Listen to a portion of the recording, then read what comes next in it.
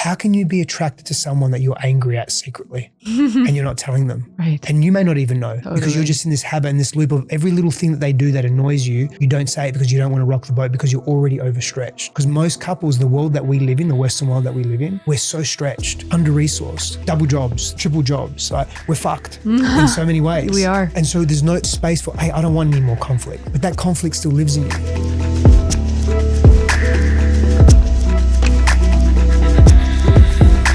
Stefanos, it's so good to have you. We're just going to flow. Yeah, of course. Honestly, it's so full circle to have you. I've followed your work. I've followed your journey. Yeah. I'm so excited for this new book of yours. What you have created, I think, for the divine masculine, the divine feminine, like it's needed. And this book is pretty incredible. I appreciate you taking the time to read it. Of course. Yeah. I mean, this is a podcast. I want to go I want to get turned on with you. And that's not in an appropriate way. Like, let's get turned on. But before we get turned on, who doesn't want to be turned on? We're going to tune in. Yeah. Right. Yeah. And I would love for you to actually take us all back to the moment where you saw those dolphins. Yeah. Because I think that really paints the picture of where you were before you became the man that we all know today. So can you take us back to that moment? Yeah, the moment was just filled with a great deal of uncertainty and apathy and hopelessness and helplessness. I'd really regress to a state of my own psychology that it just said, fuck it. Like I can't anymore. Or I thought I couldn't, right? I was just like, I'm done. I'm done with life, you know? And so I love the ocean. I was in the ocean. And I thought, well, unfortunately Australia has a lot of sharks. So I thought, well, not that I wanted to die by getting eaten by a shark, but I thought I'm just going to swim out. I'm just going to keep swimming. And I'm a very competent swimmer. I'm a fairly strong swimmer. And I just thought I'm just going to keep going. Like, there's no way I'll get to Rottnest, which is an island, you know, about 18 kilometers away or thereabouts. I'm not that good. So I'm just going to keep swimming and just let it all go, you know, and eventually, you know, which might, by the way, many years later, this is a few months ago, just going to fast forward for a second. I don't know what I was thinking because I nearly suffocated a few months ago. Oh my God. Eating food. So long story short, I have a narrow esophagus. Okay. I've had that for years and I got it checked out and I did MRIs and anyway, I have a narrow esophagus. So there's certain foods I eat and I eat in a particular way, I eat fast and then it clogs up. And so for years I've had this thing, sometimes it gets stuck. I have to regurgitate it, not to be too much information, and it's fine. It's uncomfortable, but it's fine.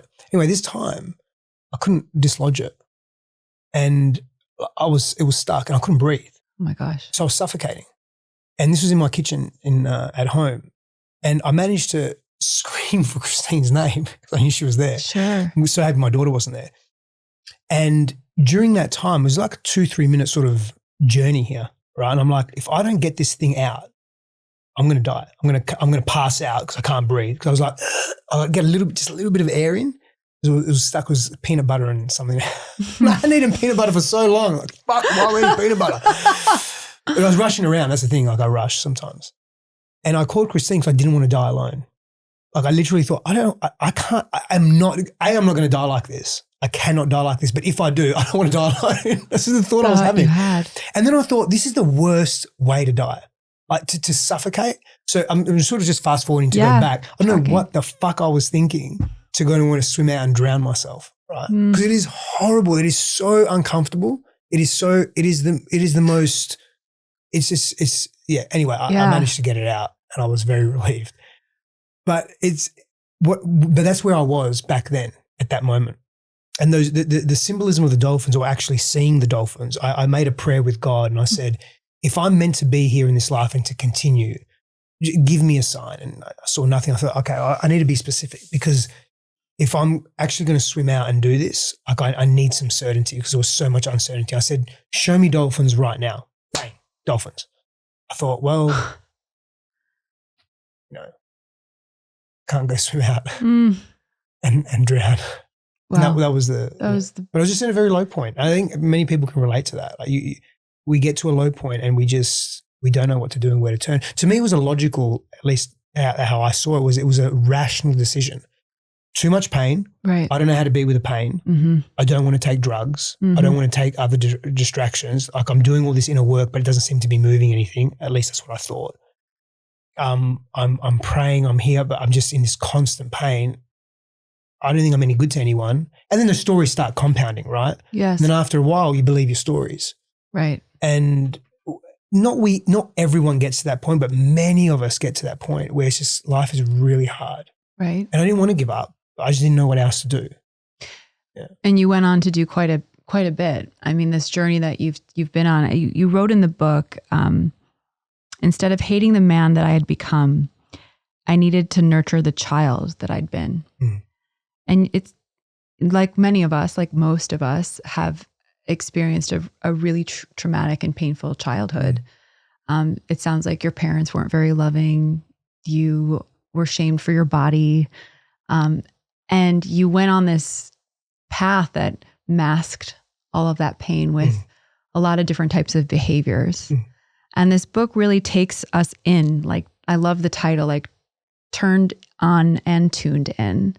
And we begin with the inner healing that you really get so vulnerable in this book, Stefanos. And I really want to commend you for that. It's a very brave thing to do, to peel back the curtain and tell your story. And you talk about, all of the different habits that you kind of adopted as a man in pain. As a compensation. As a compensation, pain, exactly. What were some of those compensations, if we can talk about that? And then we'll get into the healing work. But I think it's really powerful for people. I want them to read this book. But you show a side of yourself that I didn't know, that one wouldn't know unless they go this deep with you in a book. What were those compensating behaviors? Yeah, for me, so from a very young age, before some of the more adult behaviors came into play, it was food and fantasy. So fantasy in the form of watching fantasy-based movies and adventure movies and sci-fi movies, like escapism, essentially. That was my escapism. A compensatory strategy is really a form of escaping the present moment that feels like it's too much on the nervous system and on the mind, right? It's an intensity that's felt that needs to be moved away from. And we either move away from it by becoming quote unquote unconscious or dead, as an example, right? As a more extreme example, or we distract, and we can distract with pleasure. So greater the pain, greater the pleasure, right? And so food can increase pleasure in the body, or escaping in fantasy and dreaming of places and watching heroes, conquer and do things. And so for a little boy, that was awesome. But that also became a compulsion. Right. And so carry that on even today. Like my relationship with food today is really, yeah. Wow. It's still challenging. Like, for example, I'm working with someone, dialing in my nutrition, and we're making some changes to my training, and he's asking me to train less, which that's hard for me to do, but I'm doing it. But honestly, everything he's asking me to do is easy, except the playing with my nutrition. The food part. The food part's hard. Yeah. So it never really goes away. I don't think so. Yeah, I agree. No, I think it just, your relationship to things change. And I have greater capacity to be with that now. Hence why I'm on this, and I want to make some changes, aesthetically, physiologically, but also from a health perspective. I mean, I eat very healthy anyway. It's not really a challenge. It's more volume of food and going to food as an emotional resource, and not leaning into that and being more with the still parts of myself. But as a child, it was that. As I grew older, it became adrenaline. It became dopamine. It's always dopamine, so to speak, but it was high octane adventuring. It was engaging in criminal activities, and What was one of the worst crimes what'd you do? Was it just petty shit, or yeah. Okay. And I wouldn't. Well, but there was like a rush and on a high in correct, committing the crime. I wouldn't call it petty. There was some. Oh wow. There was some heavy stuff there. Okay. Yeah. And I was just very fortunate to not be caught. Right. Got it.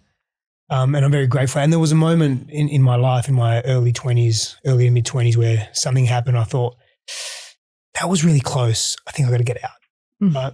And so anyway, as that changed, it was fighting. It was trying to make money. It was sex, novelty, variety, more women, more pursuit. Like that was really what became the crux for me.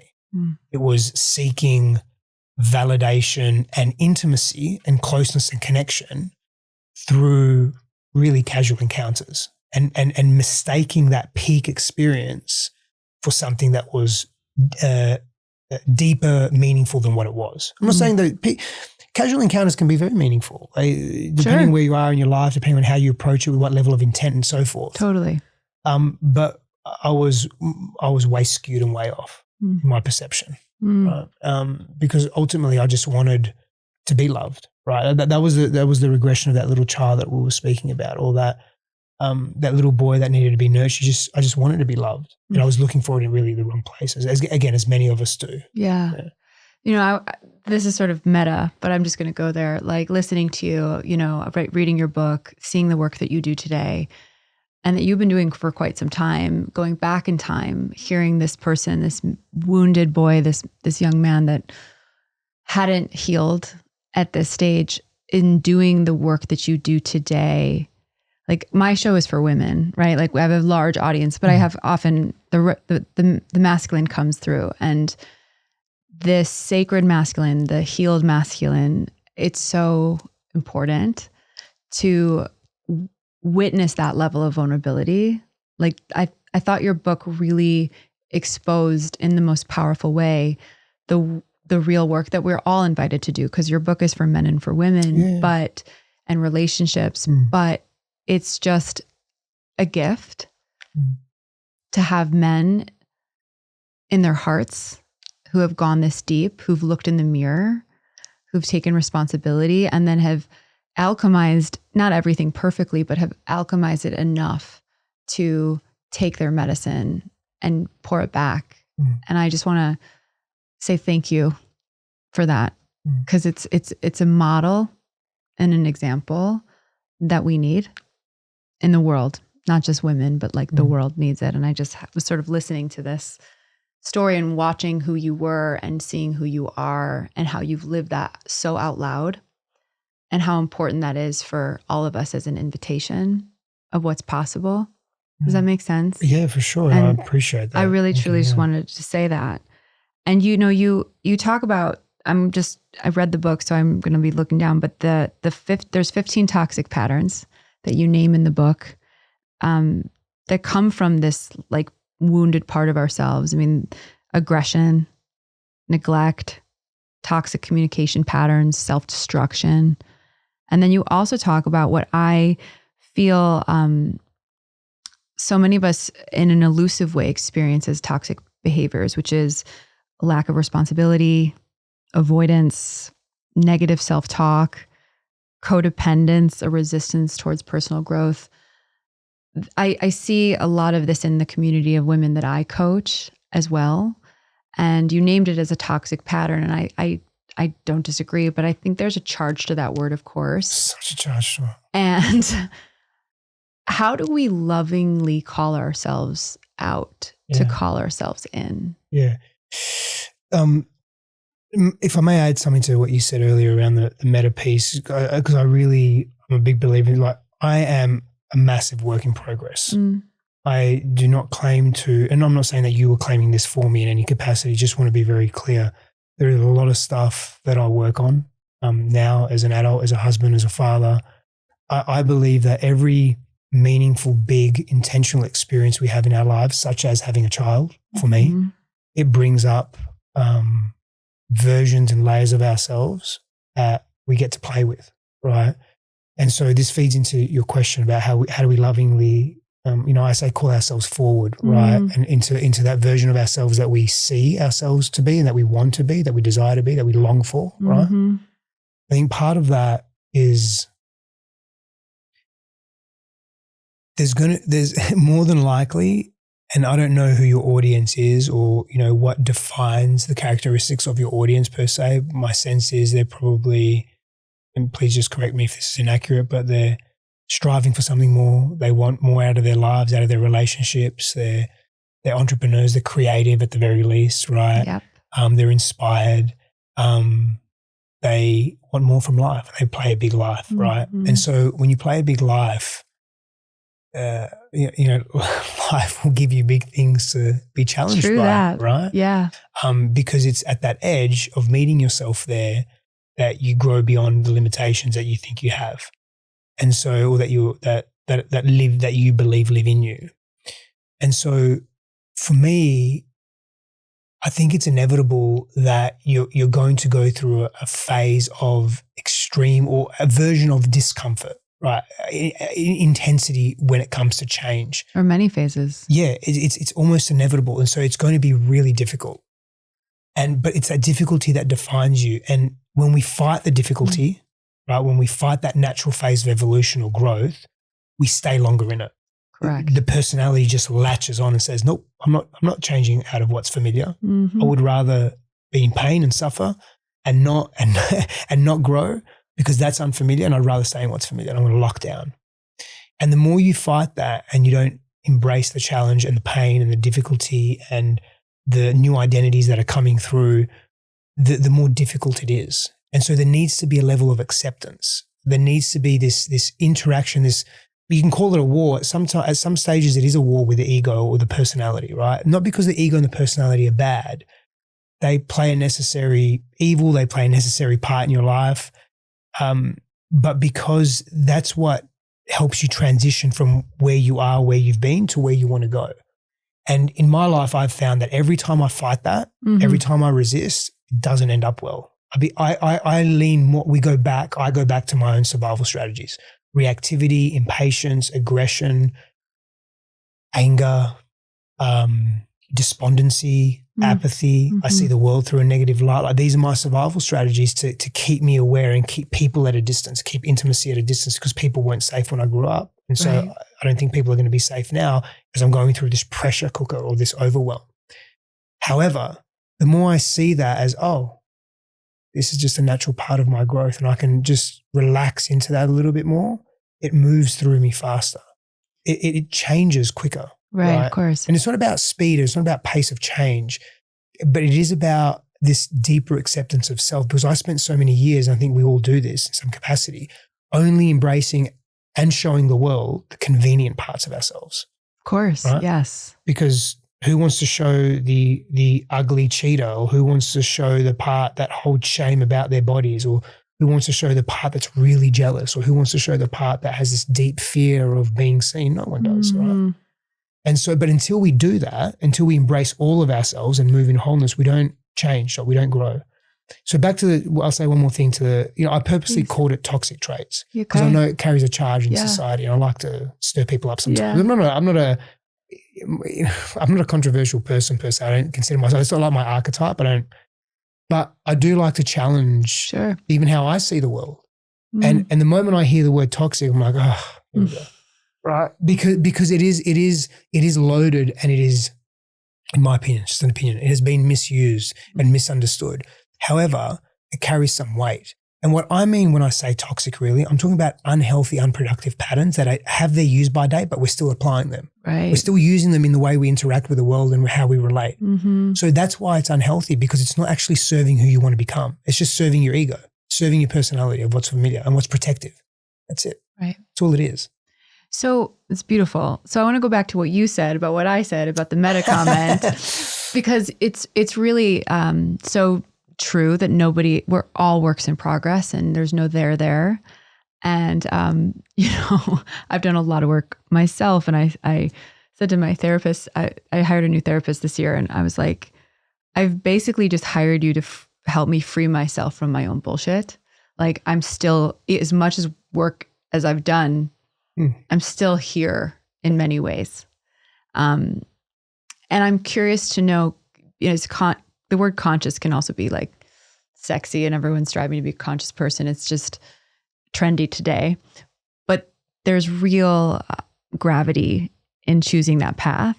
It's not easy. And I'm interested to know, when you have those moments, Stefanos, where you're feeling triggered and you're feeling angry and defaulting into your old survival patterns,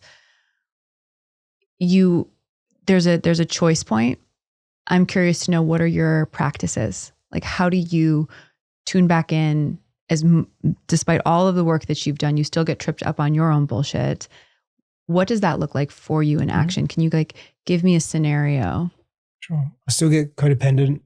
I get over-reliant on someone else changing their behavior so that I can feel better. Still get reactive in moments, not all the time, but often enough to notice it. What I largely, to be honest, the in-moment tools or practices really only become more effective when I'm proactively working on myself outside of those moments of intensity.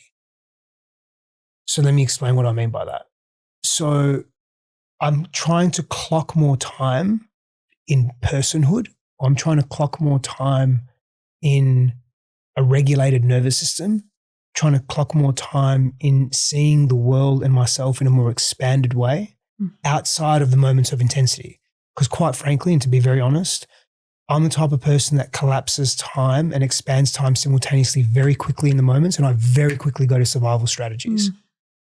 However, the more I proactively work on myself when I'm not in a reactive position, or I'm not in intensity, or I'm not confronted with conflict, or I'm not annoyed, or whatever it may be, I'm more resourced in the moment to delay the reactivity to then engage in a simple practice like, let me just breathe slow for 3 minutes. Right. Or let me communicate with clarity. Hey, daddy's just going to walk out the room just for a moment because I'm having some big feelings. I'll be right back in less than a minute.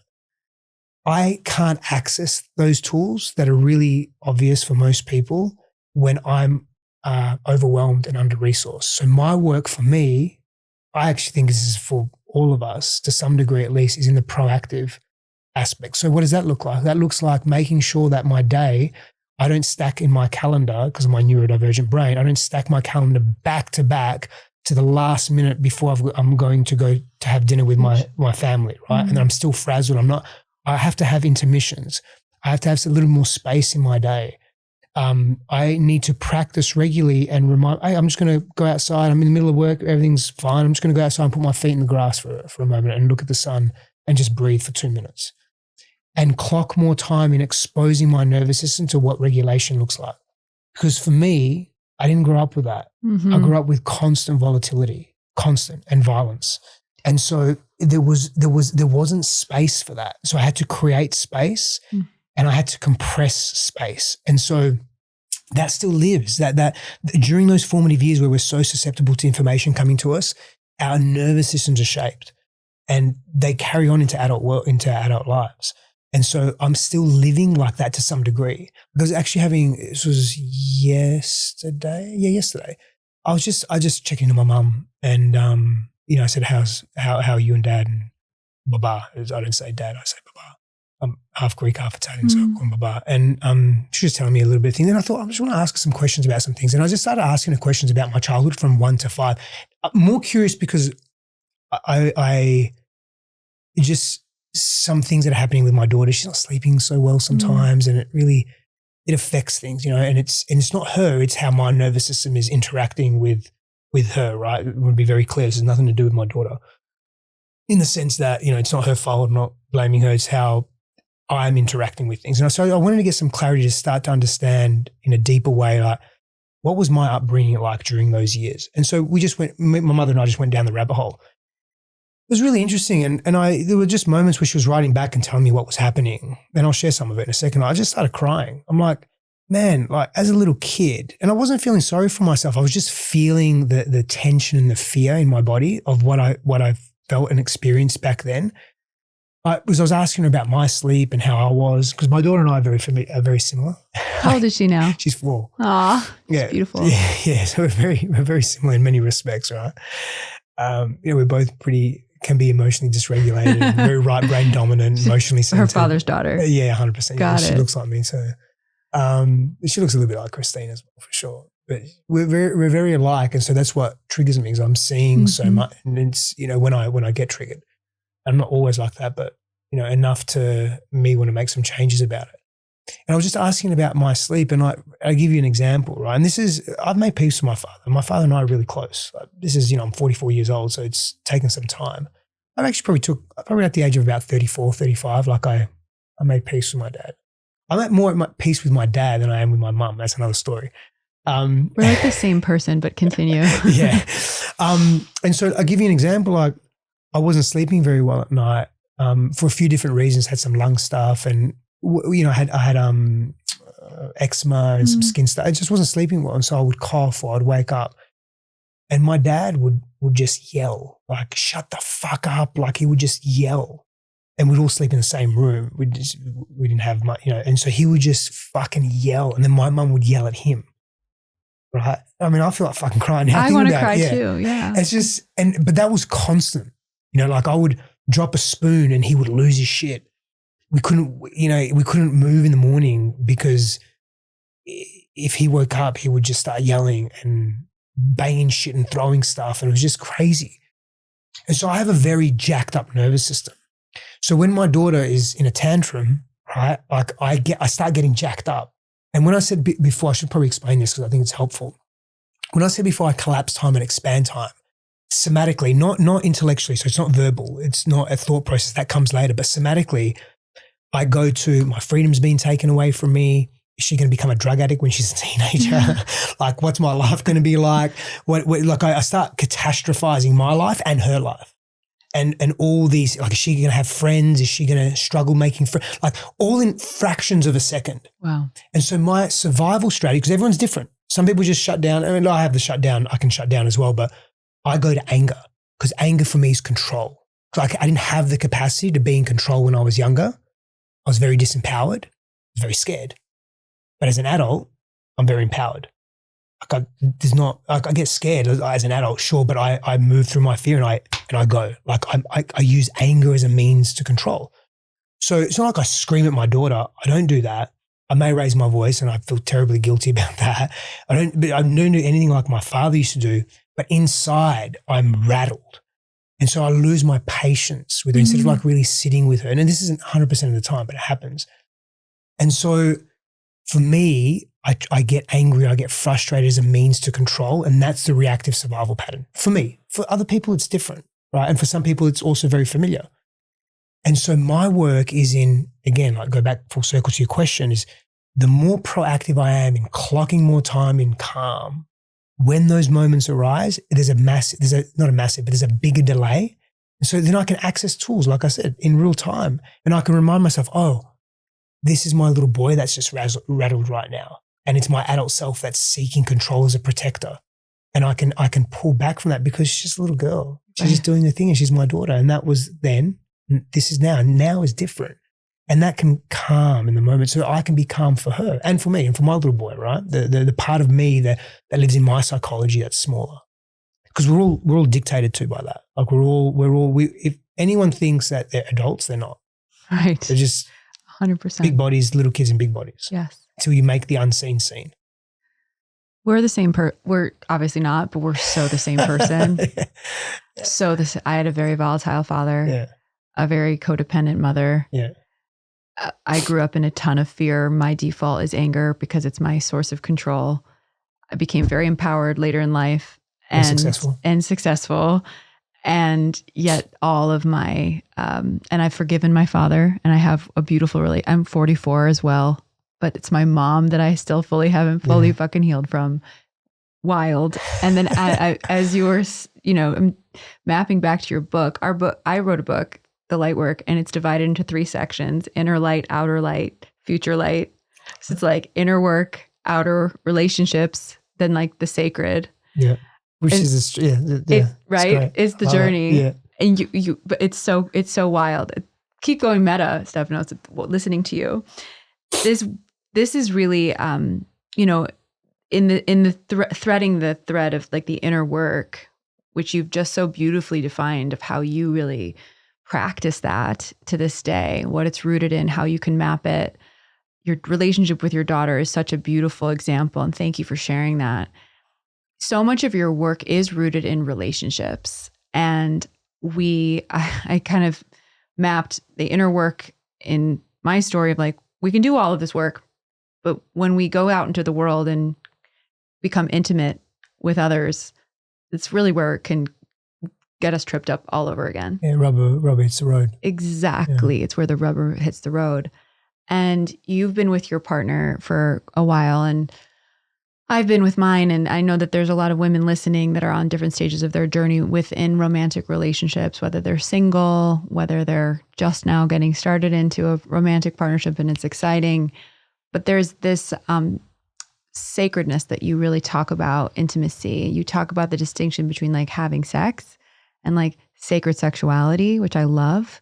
And I'd love to crack into that. And I'd also love to talk about the ways that we maintain that intimacy, because I think we can get bored. I think we can become afraid of it. If we're in the early stages of it, we might avoid it because it's too much and we know subconsciously how much it's going to trigger us.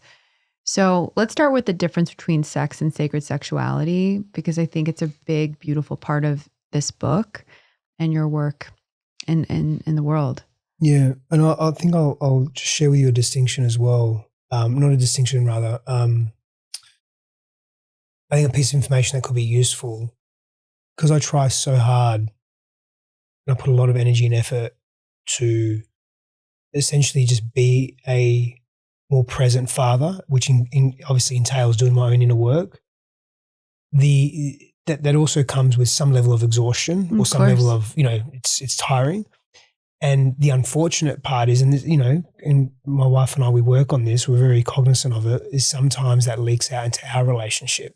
And so it's like I have compassion fatigue because I've had so much that and then I lose that compassion momentarily for my wife, or, we feel and experience disconnection because of the work we're doing with our daughter. And again, I don't want to paint her as this terrible little 4-year-old that runs around being a tyrant. She's beautiful. And let's be clear. Yeah. When she sleeps, she's a very different child. Her disposition's very different behaviorally. But aren't we all when we sleep and don't sleep? For sure. If I ever see a 3-year-old having a tantrum like a little girl at a restaurant, I'm like, I fucking feel you, girl. Yeah. I wish I could do that. It's no longer socially acceptable for me to do that, but you go. Or just haven't slept. I mean, it's remarkable, it's all right? About that totally being resourced. Yeah. So I just wanted to just share that because it's something that, and I think it feeds into your question around how do you sustain connection and intimacy and long-term partnership and so forth. And there are, I think, a few foundational truths that need to be shared amongst couples. But I'll go and answer or explore your question around, sex and sacred sexuality. I think there's two parts to sacred sexuality. There's the practice of intercourse and the practice of physical intimacy, right? And so then there's techniques that are associated with that, whether that's Kama Sutra based, whether that's Taoist, whether that's something else, right? Tantra, not relevant, but there's that component of it that you could say makes the act of sex more intentional, more deliberate, deeper in its physical capacity, but also in its spiritual and emotional capacity. And I'm not going to sit here and say, hey, do this technique and do that technique. I mean, go on the internet, get a book. It's easy, right? It's in my book as well. There are practices there, but that's not to me the most important part of that term sacred sexuality or intentional sexuality or healthy sexuality, right? For me, what's more important, and this is also connected to our ability to maintain and increase connection, intimacy, attraction, magnetism over time. At the beginning, learning how to do it in a healthy way, letting it grow naturally, letting that attraction grow naturally, fostering a healthy connection and nurturing that as well, is most couples, and Christine and I have suffered this as well because we've been so busy in our lives, in our entrepreneurial journeys, in our parenthood and in survival mode at times, right? Sure. Where we neglect the intentional practice of revealing truth in the relationship. So let me be a little more granular now.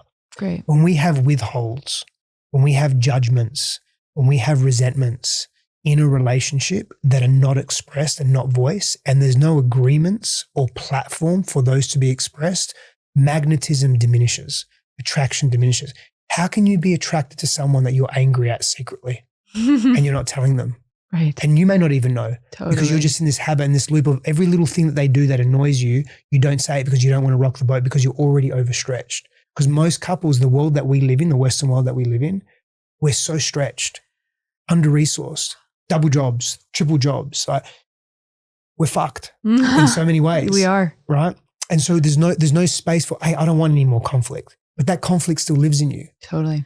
So you either have a deliberate practice of, as an example, once a month get together, and on a Tuesday, you on a Tuesday evening, you will share all your withholds, all your judgments, all the stories you're making up about your husband, about yourself, about what's happening in your life. And he's a soundboard. He listens, he attunes, he repeats back, he empathizes, he doesn't defend, it may not even be about him. Some parts may be, some parts may not be. He doesn't defend, he doesn't justify, doesn't try to fix, he just listens. He's there.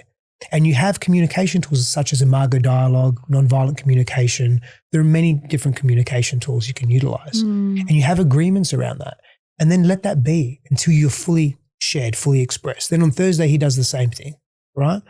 And you guys have a space to create space in your bodies to let go of the psychological heaviness and baggage that we hold on to just on the day-to-day. Just try it, right? Just try it. And then tell me, send me a message on DM, whatever, and on Insta. Tell me if attraction doesn't grow from the repetition of that practice, because you're not holding on to baggage now. You've got space to actually see your partner as a human. Right. And to remember why you're attracted to them, and to actually see, instead of holding on to the things that you're angry about, you see the way they do things for you, or the way they move through the world, or you forgot how nice their jaw is, or how lovely their hair is, or whatever it is, right? It doesn't matter. Yeah. But you create space for magnetism and attraction to be present, because you're not holding on to the heaviness of this person's not safe. Because I have a resentment towards them that's unspoken. Because unconsciously what that means is, if I can't speak my resentment to you, you're unsafe.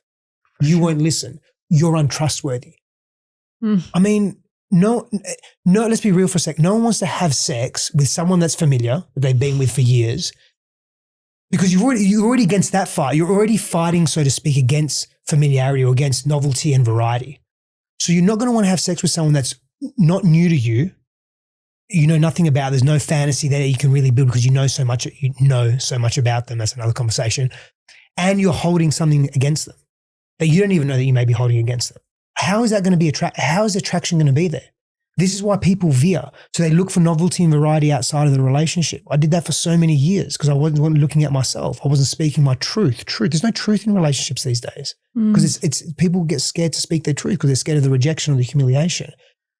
So they create novelty and variety either in sexual partners or emotional affairs or whatever outside the relationship, or in their own creative endeavors, their own entrepreneurial journeys, their friends group. They're going to travel and do mountaineering, whatever they do. And there's nothing wrong with any of that stuff, by the way. It's the come from. Except for the cheating. Sure. Yeah, of course. Yes, absolutely. It's the come from. And, right. and even that, just to, again, not to be controversial, but there's nothing wrong with any of it, actually. There's nothing wrong with the cheating either. Where it's misaligned is that you're doing that and not being truthful. Right. I'm doing that and not being truthful. I'm traveling and climbing mountains, which that feels okay, right? Like that's okay, that's acceptable. But am I running from something? Because that's not acceptable either, right? Actually. Just because I'm climbing a mountain or I'm going on trips or I'm justifying my time away because it's on business. But underneath that, am I relieved and reprieved to be away? As an example, like let's be real for a second. No, because so some people, I've worked with couples where couples have both cheated. That's actually not the issue. Right. They're actually both okay with that. Wow. I can forgive that. They can both forgive each other for that. And there's been extensive cheating. What they're not okay with is how they treat each other. And the cheating is just a byproduct of that. And again, it's an escapism. So we've got to we're just not real with ourselves. We don't create the space to be real with ourselves and with each other, I should say. And so when we create that space and we commit to that, something shifts in the relationship. And that's where magnetism and attraction can grow and flourish. Then you both get creative. Then you can, I have friends that do role play with each other and they've been together 20 plus years and they will role play. But they also have a very, very clear practice and an agreement of when something feels off, they speak it. Right. They don't hold it in. Right. Judgments, resentments, withholds that they may have. So this is amazing. So I want to double click into this, creating the space taking this time. This is everything you spoke is so true. But I know that there are women listening, and I've gotten this question a lot in my own community because I've been with my husband for 13 years. We've done so much work together. We are devoted to the path of growth, super conscious. We do this work in our own way. I love it. And I know clearly you walk this walk with Christine, and this is what you bring to your clients. But there's women listening right now who are like, yeah, my husband would never do that. I couldn't do like a full download with him on Tuesday and then he goes on Thursday. Like and I love him and I want to be with him, but he's not that he couldn't meet me there. What do you say to her? Where does she go from? I get this question all the time, Stefanos. Like, what do you do if your man isn't as conscious as you? Yeah, I get this question a lot as well. Yeah. How do you answer it? Is it really true? That's the first thing I'm going to say. Is it true? Like, is it really, really true? So fucking good. Because I had that story about Brian. Yeah. And it was that story that I was reiterating that was actually You didn't lead with that just a moment ago. I didn't. No, I didn't. You just said that. I have a conscious man. Well, yeah, you also just said, we've been together 13 years and we've done deep work together. You're right. But it took about 7 or 8 for us to co-create that. Yeah.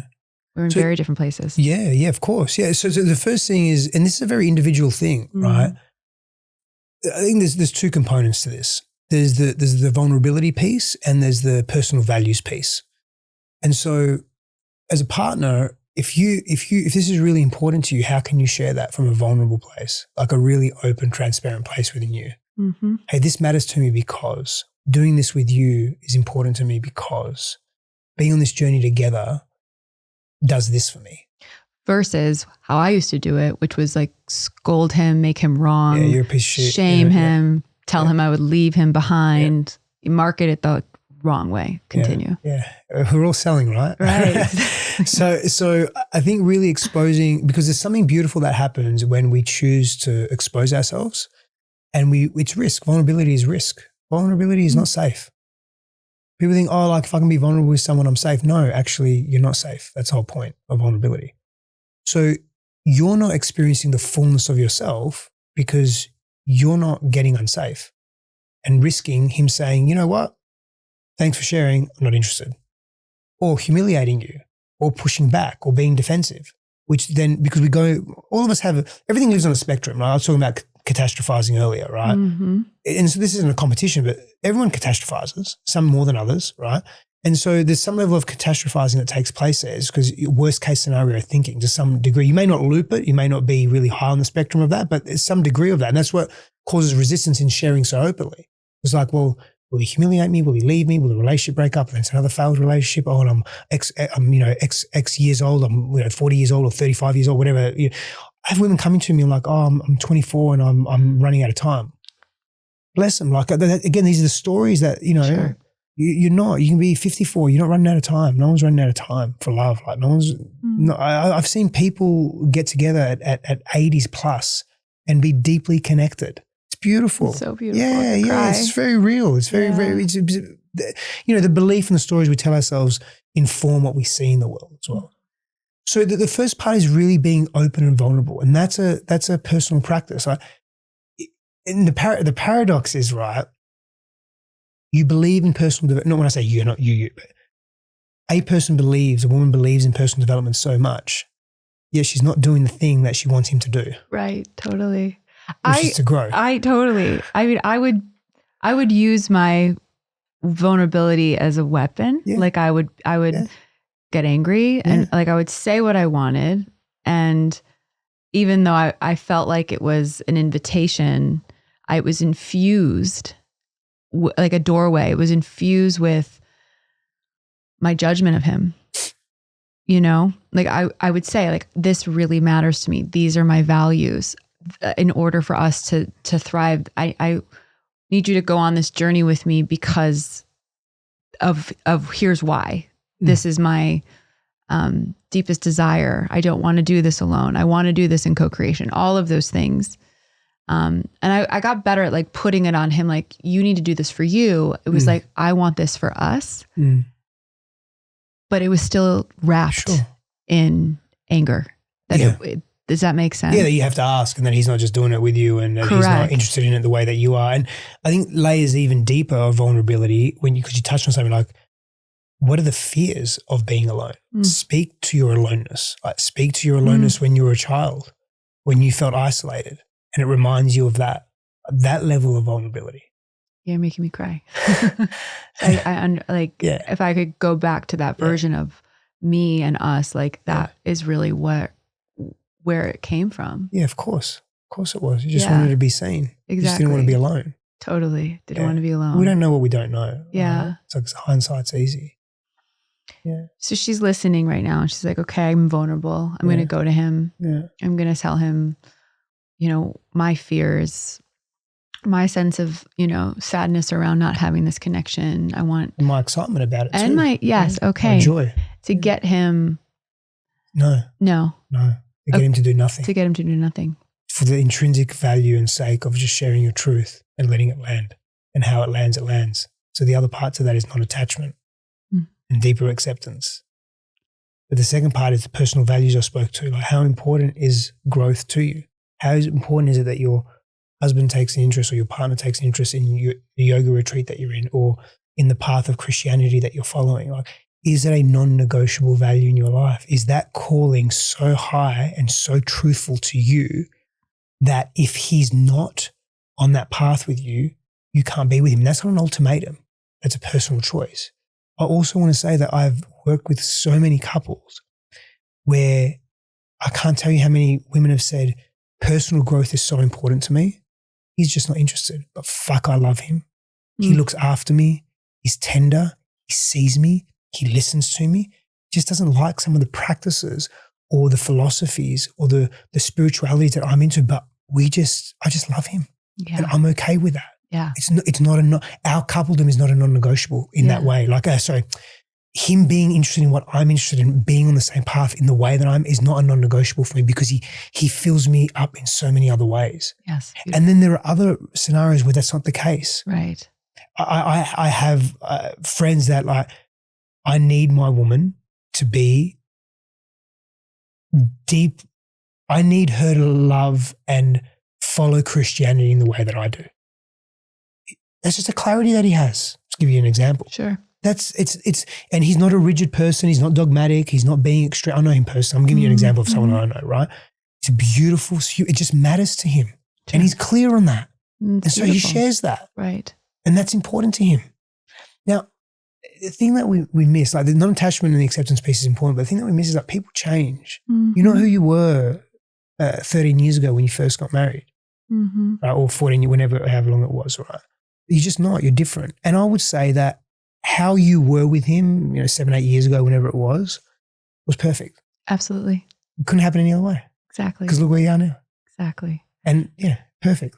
And I really did. Thank you for that. All of that. I love what you said about unattaching, because I actually did. Like, I was trying to force it down his throat. Yeah. I was angry about it, resentful, marketing it.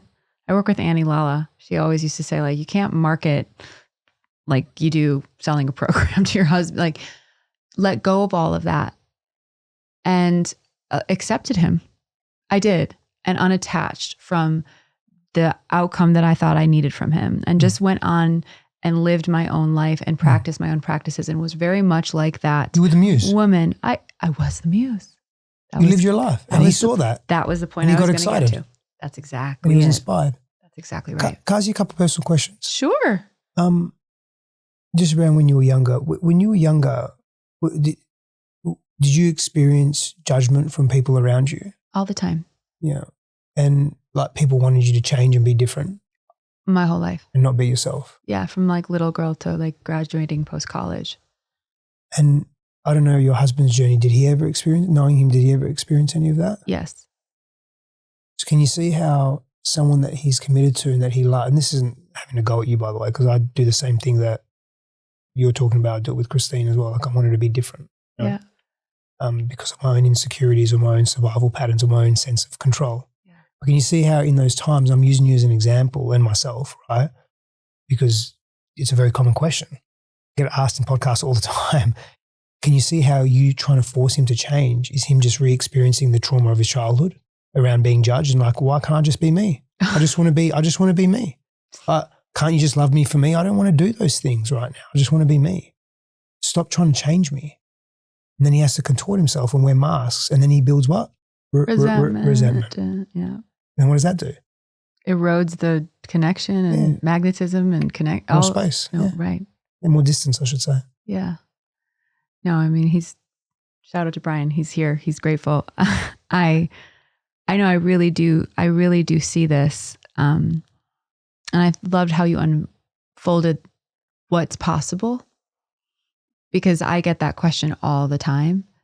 And I think it's, what you were saying at the very beginning, no one wants to show, it's all a highlight reel. No one's showing the truth of the dimensionality of really what it took and what it takes.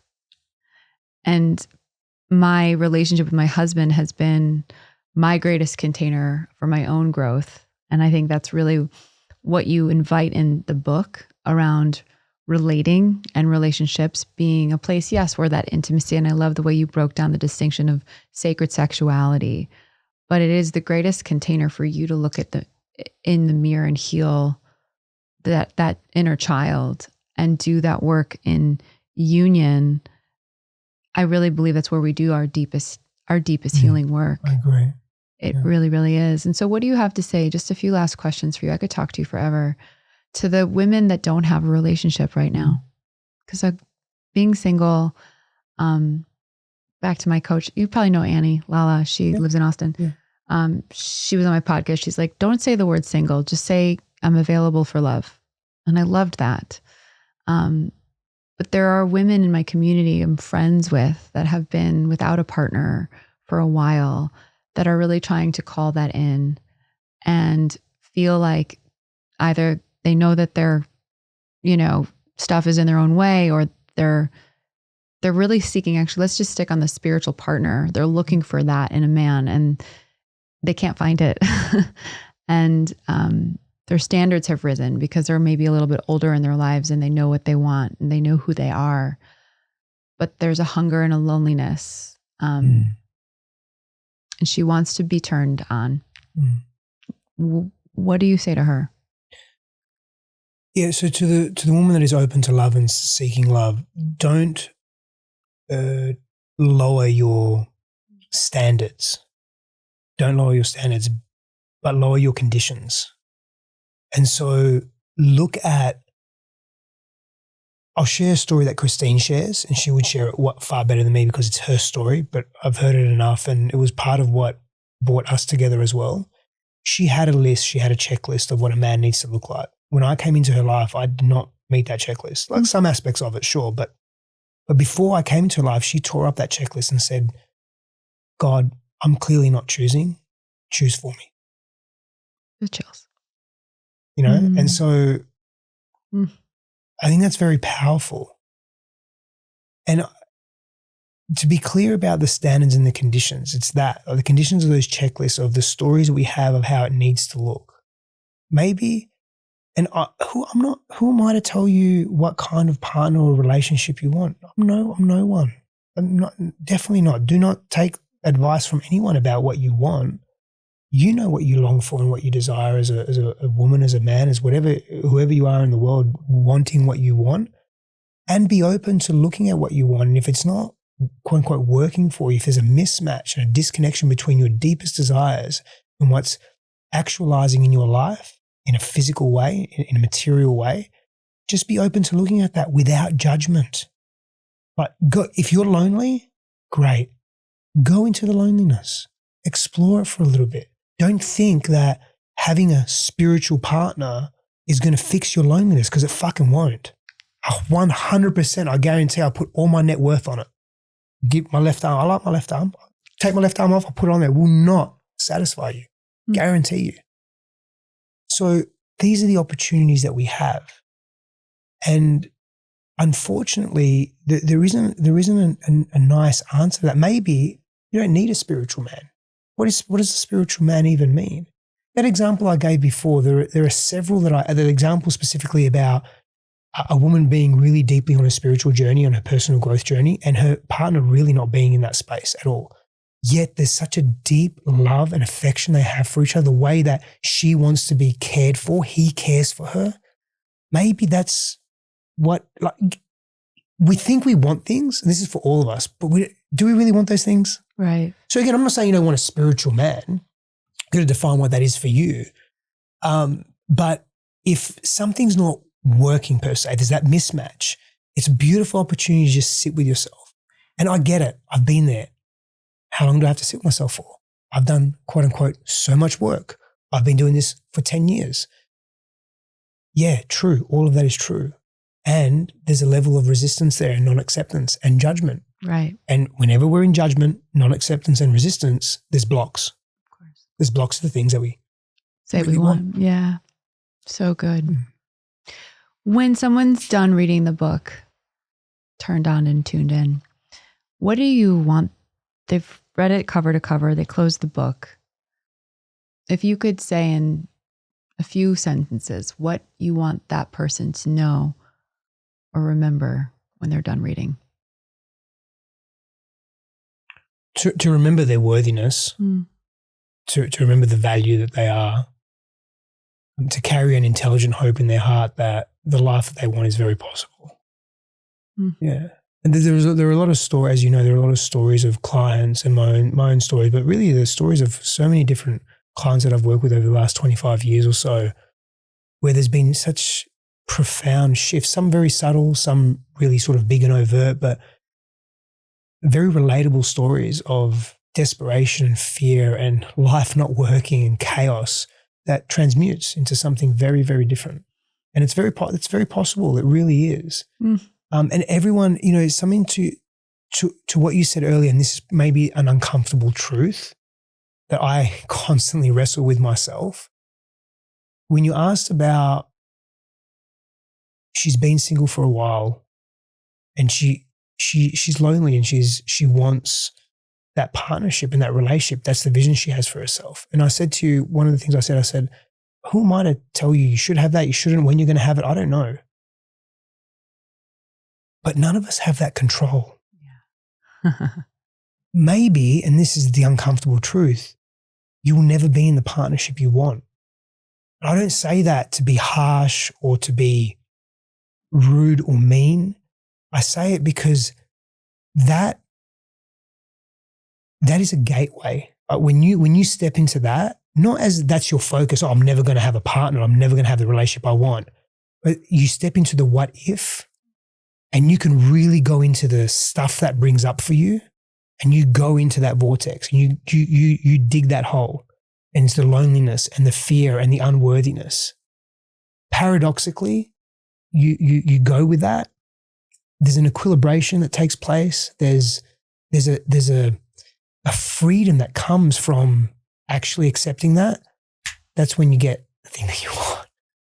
That's the fucking paradox. No, that's the codes. Thank you for dropping that. Yeah, call it that. I like that. You call it the paradox. I call it the codes. I saw it. Yeah. So understand. But that's so true. That's the heroines and the hero's journey. Yes, it is. That's hard to do. Yeah. I had to wrestle with, I'm never going to be in a relationship. No one's ever going to love me because I'm not going to tell people what I've done. So I'm not going to pretend I didn't have sex with prostitutes, that I didn't cheat. I'm not going to pretend about my life. I had to realize, and I actually thought, well, is anyone even going to want to be with me? Or who's going to want to be with that? Like that's untrustworthy. They're going to think, am I going to do that again? I had to face that gauntlet of, I'm never going to be with anyone. But can I be okay or even not okay with that? But that's a possible reality because I'm so committed to the truth. Like I have to be committed to the truth. I can't pretend none of that stuff happened. Right. So I ran the risk. That's the risk. That's the fear. That's the vulnerability. So I invite people into those risks. There's something there. There's so much there. Yeah, so much there. Well, better said, yes. So much. Everything is there. Yeah, yes, even better said. Yeah. Stefanos, you're amazing. Thank you. Reflection of you. Thank you. Truly, this I could talk to you forever. Thank you for coming today. It is such a gift. The work that you do, the presence that you are, this book that you've released. We tuned in, and this conversation, like I said, I think turned a lot of people on. Yeah. That was the whole point. I have just a few final quick fire questions for you. Do you have a favorite spiritual book and a favorite business book?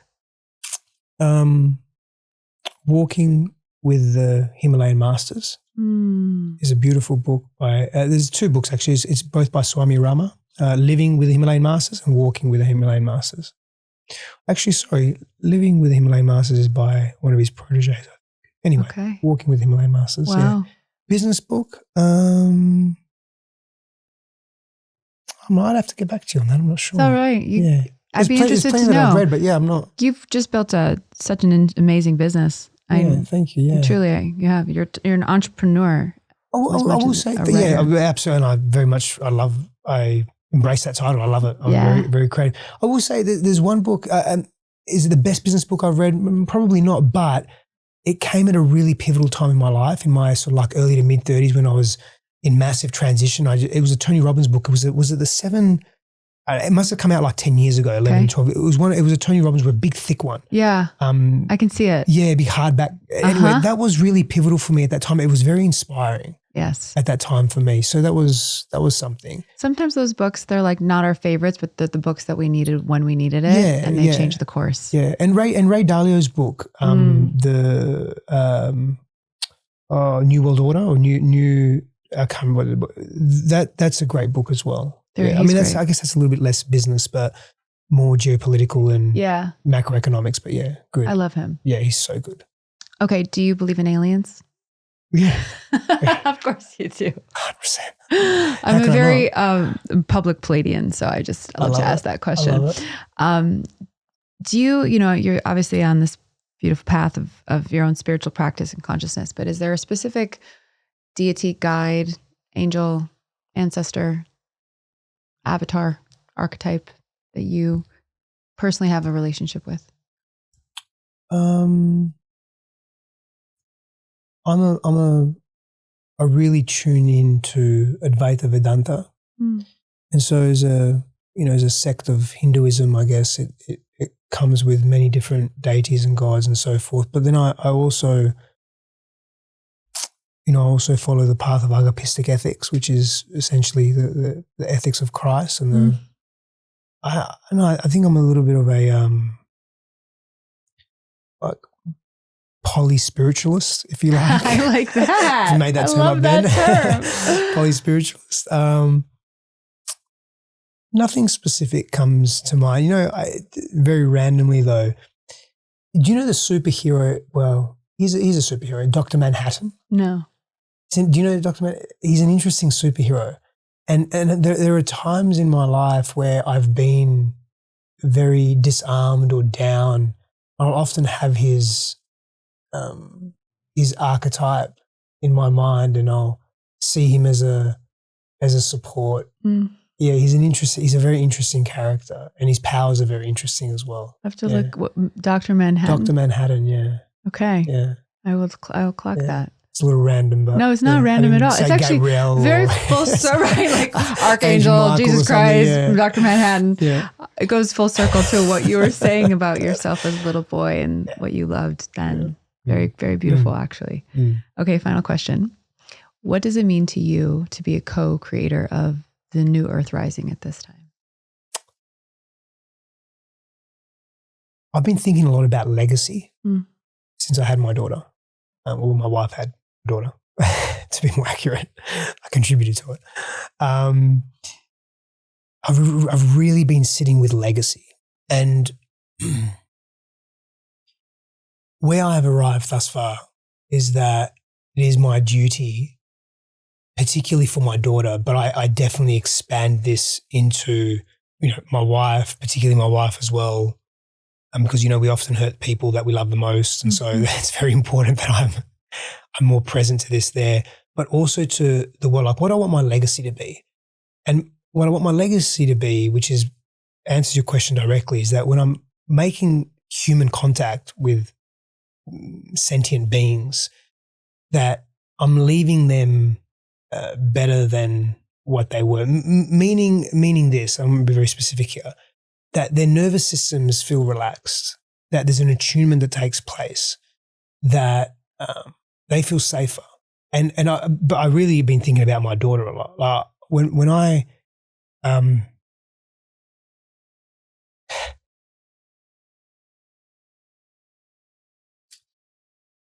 when I leave this earth, I would love nothing more for my daughter to remember me as, Daddy was safe. And I have a long way to go, I think. But what that does is, it's not about her or about people. It's about what lives in my nervous system. So there has to be a commitment to that deeper inner work, specifically around my nervous system. Because if I'm not regulated and if I'm not settled and attuned and loving within myself, that doesn't pass on to anyone else. And so I think when you ask about the co-creation, the best thing I can do is just be a safer space for myself and for people that come into contact with me, I don't think there's much more else I can do than that. Yeah. Beautiful. Yeah. Thank you. Yeah. Thank you so much. Appreciate for you. all of it. Yeah. I appreciate you. I know everyone listening does too. This is incredible. Everyone go buy Stefanos' book. We'll put it in the show notes. Go follow him on the gram. Your content, by the way, is so beautiful. Oh, so of service. It's such a deep reflection of who you are. Yeah. Matches. Yeah. Thank you. That's not always the case. Yeah. Thank you for that final answer. And thank you for everything that you shared today. Yeah. Appreciate you. Yeah. Appreciate you. Can I share something on the book if that's okay? Please do. Yeah. There's, you can get the book at tunedinandturnedonbook.com. There are a stack of bonuses there that are really, really special. And one of them is Christine and I having it's like a reverse interview about the book. Christine interview. She came up with a name as well, by the way. She did? Of the book? Of course, yeah. Of course she did. Yeah. She's brilliant. Yeah. And that's a really special, bonus, so to speak. And it's really quite heartwarming. And we were putting it off because we were just so busy. And it was just the perfect timing when we actually did it. We were quite connected, and it was just a really beautiful, I really liked it. And then the audio book as well, I do record it in my voice. Amazing. And yeah, I'm really happy I was able to do that. And there's a lot more in that because when I was reading it, I just kept adding things to it. Amazing. So the audio may be inaudible, maybe. What a gift. Yeah. Absolutely. I love that you got to read your own book. And I was really grateful. Are magic. And that's such a beautiful, as an author myself, you know, you pour a lot of intention into those bonuses. Yeah. Like they're on purpose. And so the fact that you have those available is amazing. Yeah. And complimentary as well. Yeah. So we'll send everybody there in the link in the show notes. And again, appreciate thank you, my friend. Yeah.